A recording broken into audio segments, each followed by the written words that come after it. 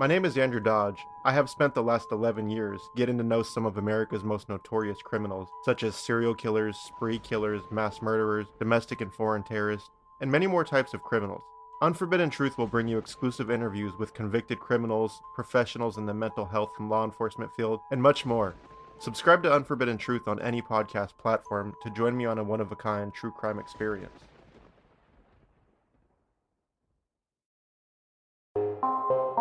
The Oracle Network.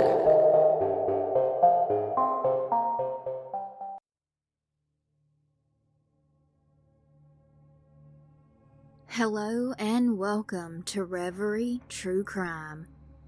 I'm your host, Paige. Urban legends. Who can be sure what is true and what isn't? We weren't there, so we will never know the truth. It's up to you to decide what you believe. Is there a green-clawed beast in the Ohio River, waiting to snatch you up when you least expect it? In Arizona, the story of the woman who did a very horrific act has been told for years and years. Did she do the things she was accused of? Did these people even exist? Either way, these stories will send a chill down your spine and raise the hairs on the back of your neck. Be careful if you ever go to Indiana and decide to take a dip in the Ohio River.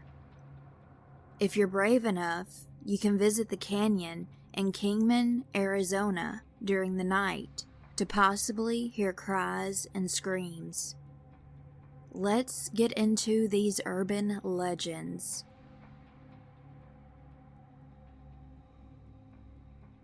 The movie The Creature from the Black Lagoon came out in 1954, but could there actually be a creature just like it living in the Ohio River? This story begins in Evansville, Indiana, August 21st, 1955. Peak summertime, and everyone is ready to be immersed in cool waters. All everyone wanted to do during the summer was go for a dip in the river, swim, and have a good time while cooling off. At this point in time, people's households had no air conditioners, which was a completely miserable experience. A woman named Naomi Johnson, her 3 kids, and Naomi's good friend Louise Lamble headed out to West Evansville to hop into the Ohio River to soak in the coolness of the water to relax them in this awful heat. The river is roughly 15 feet deep. A few sources say that the 2 women witnessed what appeared to be a UFO. To them, it looked like the underside of a bushel barrel, but they didn't take it too seriously and shrugged it off. There's no way it could have been a UFO, right? They get to the river, and everything is going as planned. Louise and Naomi's kids were hanging out on the shore. Louise was laying out while the kids were playing around. Naomi was around 15 feet away from the shoreline, enjoying her wade in the water, when something bizarre and terrifying occurred. Something curled around Naomi's knee. All of a sudden, Naomi was bent backwards and violently slapping the water. She was scared to death and explained that it felt like a ginormous hand. She said it also felt furry and had claws. This thing submerged her underwater, but she was able to kick it off, and she popped up to the surface, taking a huge breath, then screaming her lungs out. In that moment, whatever this was, clutched her leg again. Her friend Louise was in utter shock. She was frozen in terror, staring at her friend. Eventually, she did start yelling for help, which everyone up and down the shore heard. Louise snapped out of it and leaped into the water to get her inner tube and move it towards Naomi, who was able to get a good grasp of it. Naomi was struggling to ascend onto the floatable device, but she got away from this beast and ultimately got a few feet to the shoreline. It's possible that the splash of Louise jumping into the water for the inner tube frightened the creature, and that's the reason it let go. Medical help finally got to the river. Naomi had her cuts and scratches taken care of on her lower leg, but there was a really weird blue-green stain that none of the medics could get rid of. It left the mark of a great big hand, and for a few days it stayed on her leg. Reportedly, a sample was taken from the print, and according to one source I read, the discolorations were proven to be mud from caves beneath the river, and possibly swirled around and stirred up by boat traffic or any underwater movement. After this happened, the legend of the green-clawed beast was born. Some people believe, after the way Naomi described what she felt, that this creature bared a striking resemblance to the Thetis Lake monster, which is known to be in Canada. That creature is super hostile. Others think this could have been the Loveland Frogman, which Christy and Heather of the Sinisterhood podcast did a great and hilarious episode on. Or this could have been the works of the Big Muddy Monster, who was first seen on the Big Muddy River. Now, there are a few theories that could be reasonable possibilities. Maybe it was a huge garfish. There had been catfish said to be as huge as a Volkswagen, and catfish can really injure you if you encounter one. Fish fins could also possibly cause the hand-like impressions. There were a few movies that came out recently before the attack, which could make Naomi and others freak out more. The Creature from the Black Lagoon, where a massive green creature with claw hands strikes a female as she is swimming. Also, Part 2, Revenge of the Creature, had just come out a few weeks prior to their trip to the river. Terry Colvin, an investigator, had talked to Naomi and her husband after this traumatic episode happened. They told Terry, a man who said he was an Air Force colonel, who really sounded like a character out of the movie Men in Black. He came to their home and said that neither of them could ever speak of that event again after he interviewed them and took very detailed notes.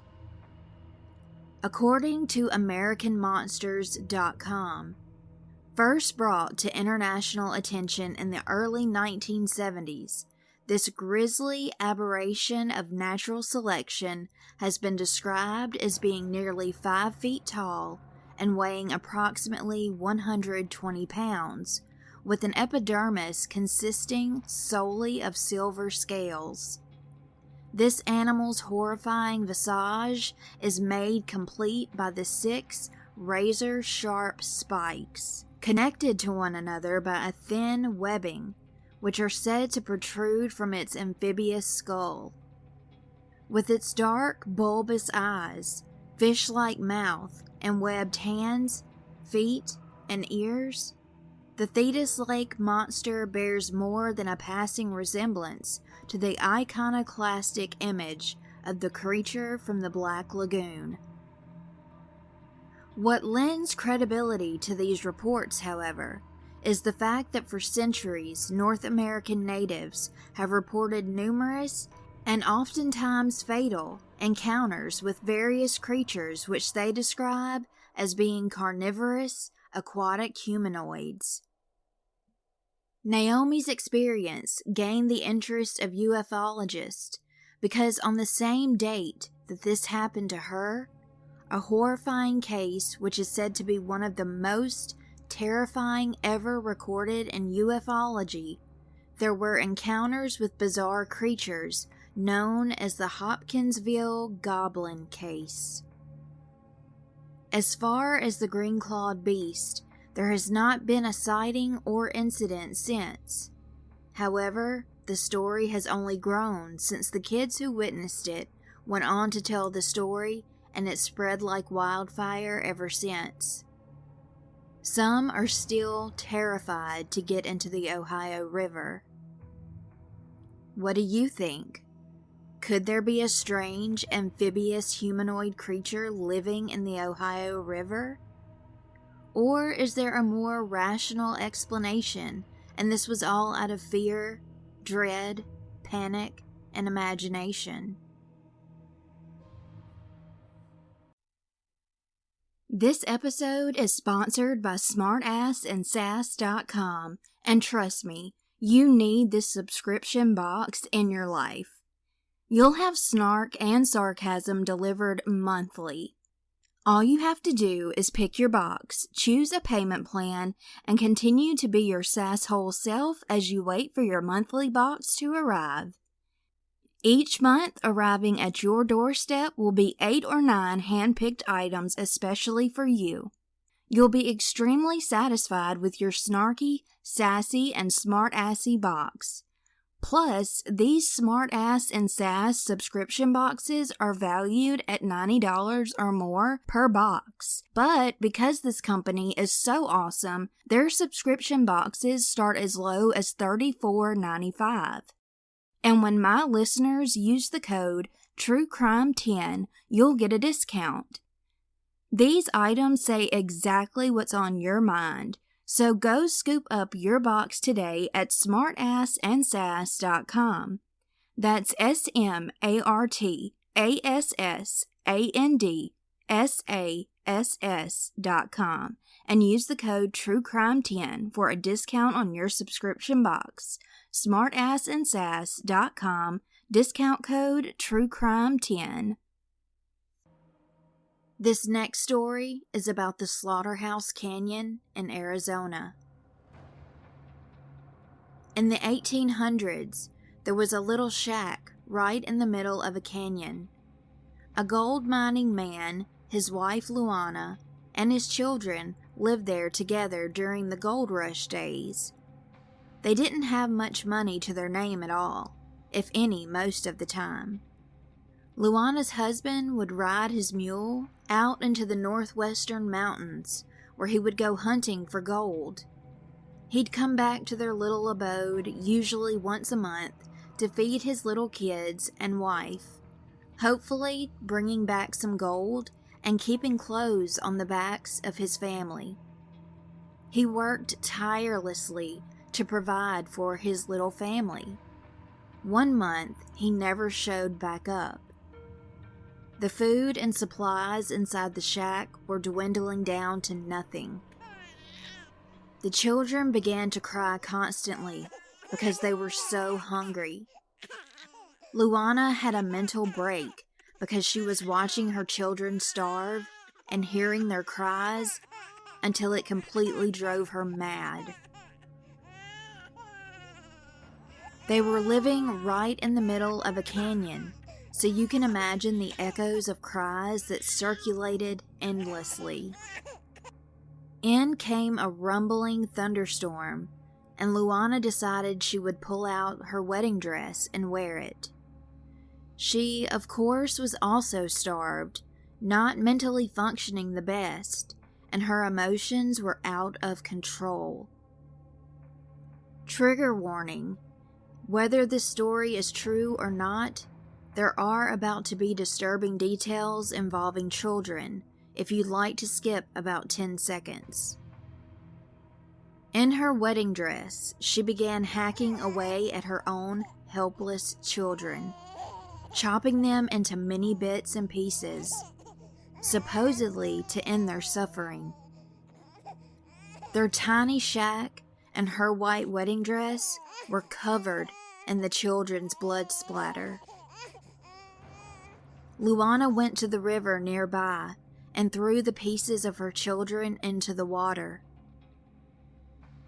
She slept by the river all night, and the next morning she got home and started wailing loudly, like the cries of a banshee, because she wanted her children to come back.